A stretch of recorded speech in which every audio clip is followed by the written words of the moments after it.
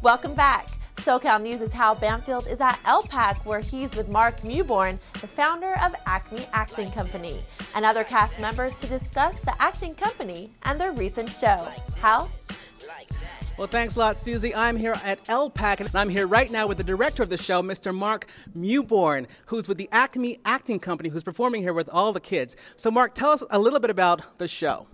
It's a loose, freewheeling version based on the biblical story of Joseph and Jacob. It's every kind of musical style you can imagine. It's so much fun. It's country western, it's rock and roll, it's a go-go song from the 60s, there's a hip-hop number, kind of a French bar song. It's loose, freewheeling, and you get to be so creative with it. We had a great time putting it together. Okay. Tell me, how many people are in the cast? 95.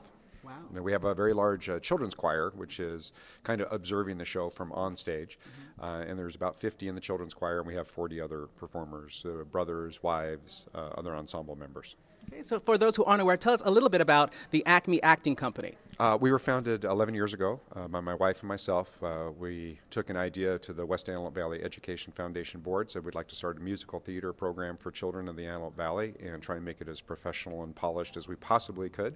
And they saw value in our idea, and this is our 15th production and 11 years running now. We're very proud of our group. Excellent. And what is your background in musical theater?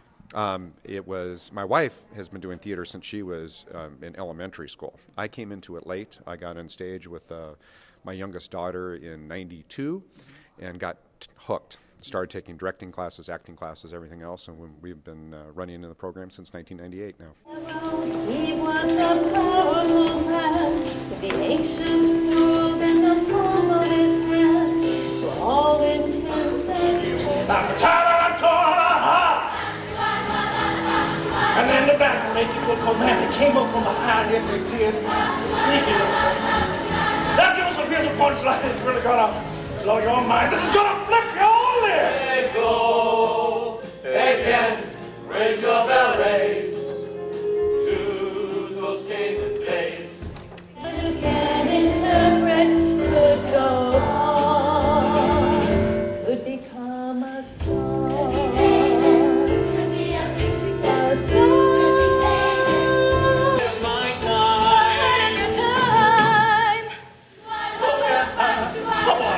Make a battle like I thought I must also shoot. Because the banks of the river we said, fat cow. Talk about your experience in the production. Well, basically, it's fun because it's kids, and I've been doing it since Cats, which is like, I don't know, 4 years ago or so, but then it's really fun. It got me started when I was coming to see the shows as a kid from schools, and it got me started into acting, and it's brought me far since, so... Yeah. Oh, it was so much fun. Everyone in the cast is so much fun to work with. We have so many kids, and it's great performing for kids with kids because they really, they see what they can do with their lives. No one thinks you can be an actor anymore. It's like, oh, it's so hard to get into. And they see us in community plays. They say, oh, I think I might try that. And we get them in the show next time. How much fun was it for you to play in this show? It was so much fun. I've had so much fun. The kids are great. The directors are great. It's just a great show. And what role did you play in Joseph today? I played Narrator B. Narrator B. Yeah. Okay. Talk about, if you could, your experience in the show. Oh, it's been so great. This is probably going to be my last ACME show, and I wanted to go out with a bang, so it was an honor to split the role with me and my director, Bev Mewborn. Talk about the demands of this role. I see you were up there doing a lot of energetic stuff. Talk about what it takes, the stamina it takes to do a show like this. I'll tell you what, you got to keep up with the kids. That's the key part, and it helps keep you young. It helps keep you young. It's you drop a couple pounds during a show. It's a nice little weight loss program. Talk about the value of discipline and how this translates to the kids. They have to be very disciplined. We tell them from the very beginning that it's really tedious, actually, because the first thing we do is they sit, and sometimes for an hour and a half, and they learn their music. And that's not fun. It's tedious. It's hard work. And then their choreography is hard work. And then they're told that the next time they come back, they have to know their lines. They have to practice their choreography at home.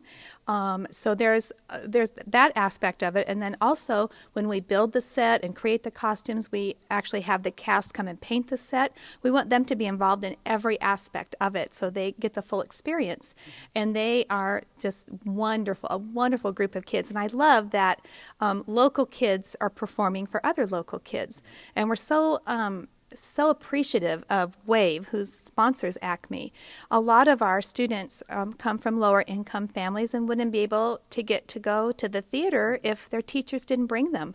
And we have this gorgeous facility here in Lancaster. We had probably will have 7,000 kids that have seen the show this week. And I think I just love that it's kids performing for kids. But I don't think it looks like a kid's show. We try to get as close to a professional look as possible with the costumes and the sets and the choreography and everything. Tell me about the rehearsal process. What was that like day to day, learning this role, learning the dances, the costume fittings, all that good stuff? Well, I'm fortunate in the fact that I've done this role a couple of times. I did the ACME production of Joseph 8 years ago, and so I'm reprising that. So a lot of my time in rehearsal process, of course, is learning the new choreography and trying to put it in my 8-year-older brain, and then part of it's also helping to make sure that the kids are going the right direction, that they understand the important parts. I mean, there's a certain level of values that are involved in doing shows that is not necessarily the exact same values that you'd see in an everyday life. So you need to kind of heighten your energy in certain areas, and that's what we do for the kids. We want to see that they're putting their energies into the right areas. So reporting right now for Performing Life, this is Hal Banfield. Suzi, back to you. Looks like fun, Hal. We got to take a break, but stay right here. When we come back, we're going to show you a fashion show that was right here in the Antelope Valley. Stay tuned.